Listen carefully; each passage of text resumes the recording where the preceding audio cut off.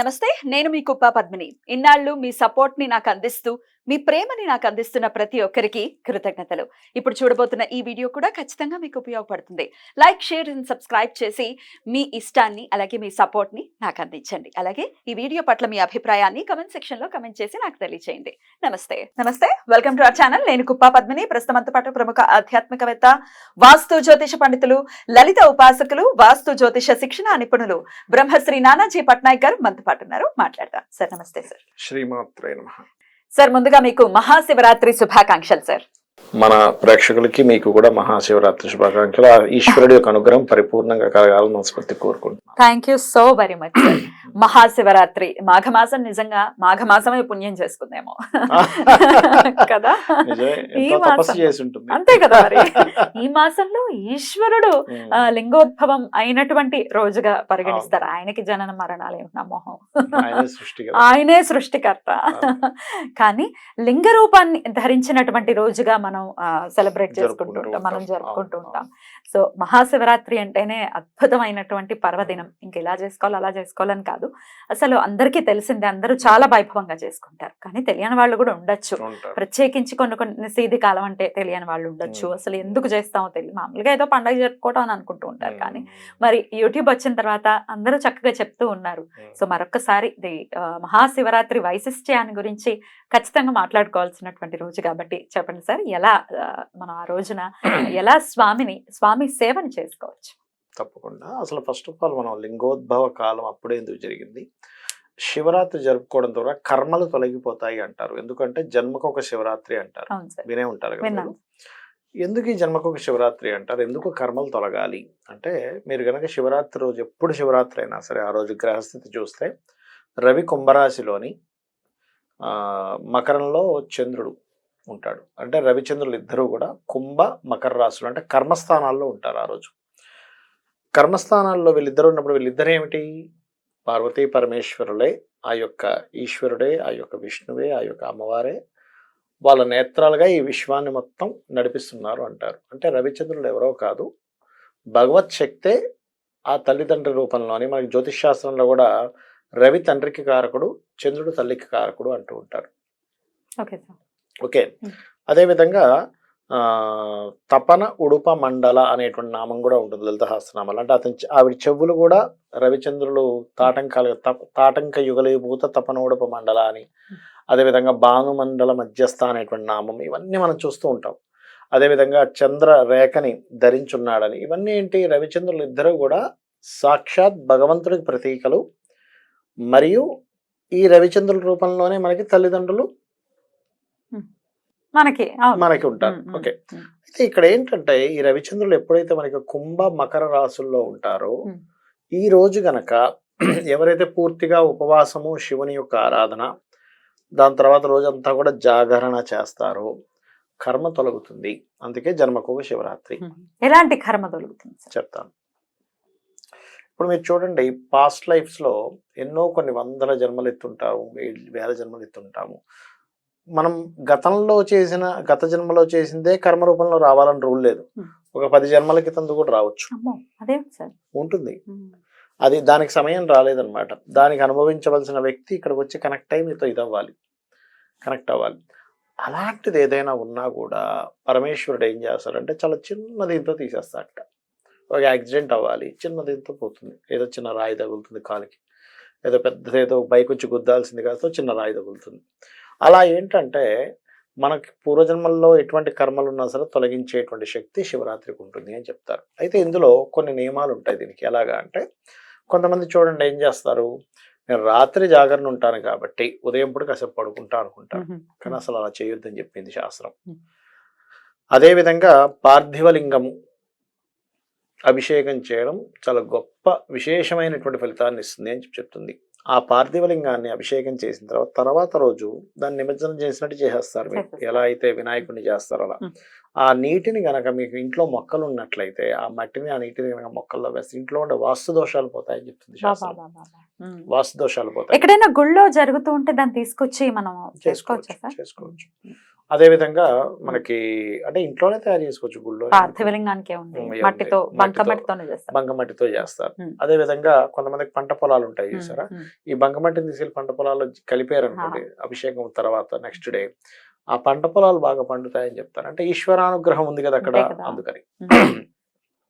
ఇక మరొక విషయం ఏంటంటే ఉదయం అభిషేకం చేసుకుంటాము, ప్రదోష కాలంలో అభిషేకం చేస్తారు, లింగోద్భవ కాలంలో సమయంలో అభిషేకం చేస్తాం. ఈ 3 అవుతాయి కదా. ఇప్పుడు అభిషేకం తర్వాత కంటిన్యూస్ గా జాగరణ ఉండాలి. చాలా మంది ఏం చేస్తారంటే నైట్ అంతా ఉండి తెల్లవారుజామున కరెక్ట్ గా ఇంకా అమ్మయ్య అయిపోయింది అనుకోగానే నిద్రపోతారు. అసలు అలా చేయొద్దని చెప్తుంది శాస్త్రం. మరి ఎప్పుడు పడుకోవాలి సార్? నెక్స్ట్ ఆ రోజు అయిన తర్వాత నెక్స్ట్ డే మళ్ళీ నైట్ అవుతుంది చూసారు, అప్పుడే నిద్రపోవాలి. మళ్ళీ ఇమీడియట్ గా తెల్లవారిపోయింది కదా పడుకుంటా అంటే కుదరదు, లేకపోతే అర్ధరాత్రి 12 వరకు ఉండి పడుకుంటాం అని కొంతమంది అంటారు. కానీ అది కొంచెం దానివల్ల ఫలితం పెద్దగా ఉండదు. ఎందుకు ఉండదు అంటే చెప్తాను చూడండి. మీకు ఇప్పుడు ఎవరికైనా అనారోగ్యం చేసింది అనుకోండి, డాక్టర్స్ ఏమంటారు, ఒక మెడిసిన్ ఇచ్చి అమ్మ నీకు డీప్ స్లీప్ లోకి వెళ్ళిపోతారు, దీనివల్ల మీకు అనారోగ్యం సెట్ అవుద్ది అంటారు. అంటే డీప్ స్లీప్ లో గనక మనిషి వెళ్తే అనారోగ్యం అనేటువంటిది వాళ్ళలో నుంచి వెళ్ళిపోతుంది కదా. మీరు వినే ఉంటారు, విన్నారు కదా.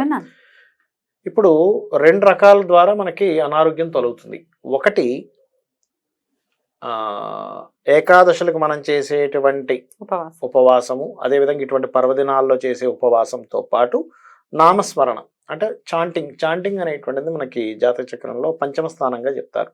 పంచమ స్థానం అంటే ఇమ్యూనిటీ పవర్, పంచమ స్థానం అంటే రుణరోగ శత్రుత్వాలను తగ్గించే స్థానంగా చెప్తూ ఉంటారు. సో ఈ పంచమ స్థానం యాక్టివేషన్ ఎప్పుడైతే మనం శివుణ్ణి నమశివాయ నమశివాయ నమశివాయ అనుకుంటూ ఉన్నాం అనుకోండి, అది చాంటింగ్ చేయగా పంచమ స్థానం పెరిగి ఈ 6వ భావం అంటే రుణ రోగ శత్రుభావం తగ్గిపోతుంది. ఇప్పుడు దీని ద్వారా కొంత ఇమ్యూనిటీ పెంచుకున్నాడు మనిషి, నిద్రపోకుండా జాగరణ చేశాడు, రాత్రంతా కూడా జాగరణలో శివనామస్మరణతోనే. ఇప్పుడు మనకి వైకుంఠపాలు ఆడతారు అంటే ఏమిటి, మీకు లైఫ్ లో జరగాల్సినటువంటిది ఏదైతే అప్ అండ్ డౌన్స్ ఉంటాయో వైకుంఠపాలు అందుకు వాడతారు. ఎలా ఆడాలి, నమశివాయ మంత్రం చేస్తూనే ఆడాలి, సరదాగా అడ్డం కాదు. ఆటలు కాస్త ప్యాకెట్లోకి వచ్చేసి అంటే ఏమిటి, నీకు లైఫ్ లో నిత్యంలో ఉంటాయి, మింగడము ఉంటుంది లైఫ్ లో అని చెప్పి మనకి ప్రాక్టికల్ గా తెలియడం కోసం. అదే ఆడుకోవచ్చు కానీ ఇంకే ఆటలు ఆడుకోవడం ఆడకూడదు. సెకండ్ షో సినిమాలు ఫుల్ ఎంటర్టైన్మెంట్ కాదు. అయితే ఈ రాత్రంతా జాగరణ నుండి నెక్స్ట్ డే మార్నింగ్ నిద్రపోకుండా అలాగే ఆపుకొని మళ్ళీ నెక్స్ట్ డే మనం పూజాది కార్యక్రమాలు ముగించుకొని రాత్రికి నిద్రపోతే ఎంత మొత్తం నిద్ర వస్తుందంటే అసలు అంత డీప్ స్లీప్ లోకి వెళ్ళిపోయేసరికి మీకు ఉన్న లోపల ఏదైనా అనారోగ్యం ఉంటే తొలగిపోతుంది. అందుకని ఈ పద్ధతి తీసుకొచ్చారు. అంటే లైఫ్ లో ఒక్కసారైనా సరే ఈ ప్రక్రియ పాటించాలి బాడీ. ఏకాదశికి ఎలా అయితే మనం ఉపవాసం ఉంటామో దీంతో పాటు ప్రతి శివరాత్రికి జాగరణ చాలా ముఖ్యం. మరి మర్నాడు ఆఫీసులు ఉన్నాయండి, ఇంకేవో సాఫ్ట్వేర్ వాళ్ళకైతే ఈసారి కాస్త బెటర్ గానే వస్తుంది, ఎందుకంటే శుక్రవారం పడింది, శనివారం ఎలాగో హాలిడే కాబట్టి పర్వాలేదు. కానీ చేయవలసిందే చేయాలి. ఎందుకంటే కోటి జన్మల పుణ్యం నమశివాయ మంత్రం మనం పలకగలము. ఇది శాస్త్రంలో శివపురాణంలో ఉన్న విషయం నేను చెప్తుంది కదా. కోటి జన్మల పుణ్యం ఉంటేనే నమశివాయ అనగలమట. కొంతమంది అంటుంటారు చూసారు, దేవుడు లేడు, ఏమిటి మీరు మూఢంగా ఉన్నారని. నాకేమనిపిస్తుంది అంటే అయ్యో పాపం వాడికి పుణ్యం లేదు, అందుకే అలా అంటారు. పుణ్యం లేదు కాబట్టి దేవుడు లేడు దేవుడు లేడు అన్న మాటలోనే దేవుడు ఆ వర్డ్ ఉంది. పుణ్యం లేదు కాబట్టి లేడనే ఫీలింగ్ లో ఉన్నాడు. అందుకని జాలేస్తుంటది, అయ్యో పుణ్యం ఉండుంటే పాపం దేవుడు ఉన్నాడని నమ్మేవాడు కదా. ఎప్పటికోప్పటికి వాళ్ళకి పుణ్యం రావాలని మనం ప్రార్థించాలి. అయితే ఈ రకంగా చేయడం వల్ల ఏమవుతుందంటే మనకి ఏదైనా ఇప్పుడు మనం ఒక పని అవ్వాలనుకోండి, పూర్వజన్మ పాపం అడ్డుపడుతూ ఉంటుంది. ఆ పాపం అనేటువంటిది తీసేస్తేనే గానీ మనం చేసే పని ప్రయత్నానికి ఫలితం ఉండదు. కాబట్టి ఇది పాటించాలి. ఈ విధంగా చేసుకోవాలి. అద్భుతం సార్, అద్భుతం. సో ఖచ్చితంగా స్వామి అభిషేకాది మనం ఏ గుళ్ళో అయినా చక్కగా జరుగుతూనే ఉంటుంది. అయితే నిషేధి కాలంలో అంటే అర్ధరాత్రి సుమారు 12 గంటల 2 నిమిషాల నుంచి లింగోద్భవ కాలం అని అంటారు. ఆ సమయంలో శివపార్వతులు మమేకమైనటువంటి సమయంగా చెప్తూ ఉంటారు. ఆ సమయంలో మమేకం అవటం ఏంటి, ఆ సమయంలో అభిషేకం చేయటం ఏంటి, దీని అంతరార్థం ఏంటి సార్? ఇప్పుడు శివపార్వతులు ప్రత్యేకంగా మమేకం అవడం కాదు, శివపార్వతులు ఒకటే. ఇంకా మీకు వినే ఉంటారు, ప్రదోష కాలంలో కూడా శివపార్వతులు తిరుగుతూ ఉంటారు గణాలతో. దోషము అంటే చీకటి అని అర్థం సంస్కృతంలో. ఉమ్. ప్రదోషం అంటే చీకటికి ముందు ముందు. ప్రదోషము. సాయంత్ర సమయంలో శివపార్వతులు గణాలతో తిరుగుతూ ఉంటారని, అదేవిధంగా తదాసు దేవతలు కూడా తిరుగుతూ ఉంటారు అంటూ ఉంటారు. అందుకే సాయంత్రం పూట మీరు ఏది కూడా మంగళకరమైన మాటలే మాట్లాడాలి, అమంగళకరమైన మాట మాట్లాడకూడదు అంటూ ఉంటారు. అయితే ఇక్కడ మనం అర్థం చేసుకోవాల్సింది ఏమిటంటే, ఈ మమేకము అవ్వడము అనేటువంటిది ఏంటంటే శివుడు వేరు పార్వతీదేవి వేరు కాదు. ఇక్కడ బాగా అర్థం చేసుకోవాలి. దీపము వెలుగు ఎలాగో వీళ్ళిద్దరు అంతే. దీపం లేకుండా వెలుగు ఉండదు, వెలుగు లేని దీపం ఉండదు. అంతేగాని ప్రత్యేకంగా మనం మమేకం అవడం కాదు, మనం అలా ఫీల్ అయి చేసుకుంటున్నాం. అలా చేసుకోవడం ద్వారా మనం తరించడానికి, అంతేగాని మరొకటేం కాదు. అయితే ఆయన లింగోద్భవం రూపాన్ని తీసుకున్నటువంటి, అంటే లింగ రూపాన్ని తీసుకున్నటువంటి రోజుగా మహాశివరాత్రి జరుపుకుంటాము. కళ్యాణం కూడా చేస్తారు శివపార్వతులకి. అది లోక కళ్యాణార్థం చేసేటటువంటి క్రతువు కూడా. అయితే లింగ రూపం తీసుకోవటం ఏమిటి ఈశ్వరుడు అంటే? దానికి చెప్తాను. మనకు చూడండి, మనం ఒక సర్కిల్ గీసాను అనుకోండి ఉదాహరణకి. ఈ సర్కిల్లో ఇదంతా ఉంది, ఈ ఏరియాకు ఒక సర్కిల్ గీసాం, ఈ ఏరియాలో ఒక సర్కిల్లో ఇదంతా ఉంది. విశ్వం మొత్తం సర్కిల్ గా తీసుకుంటే ఎలా ఉంటుందంటే ఒక అండాకారంలో ఉంటుందట. లింగం కూడా మీరు గమనించండి, గుండ్రంగా ఉంటుంది ఇలా. అంటే ఏంటి, విశ్వం మొత్తం ఒక రూపు దాలిస్తే లింగ రూపంలో ఉంటుంది అని చెప్పడానికి. ఈ విశ్వాన్ని మొత్తం ఒక దగ్గర పెట్టి చూడాలి అంటే ఏంటి ఆ రూపము అంటే లింగము. లింగం చూస్తే సరిపోతుంది. లింగం చూస్తే సరిపోతుంది.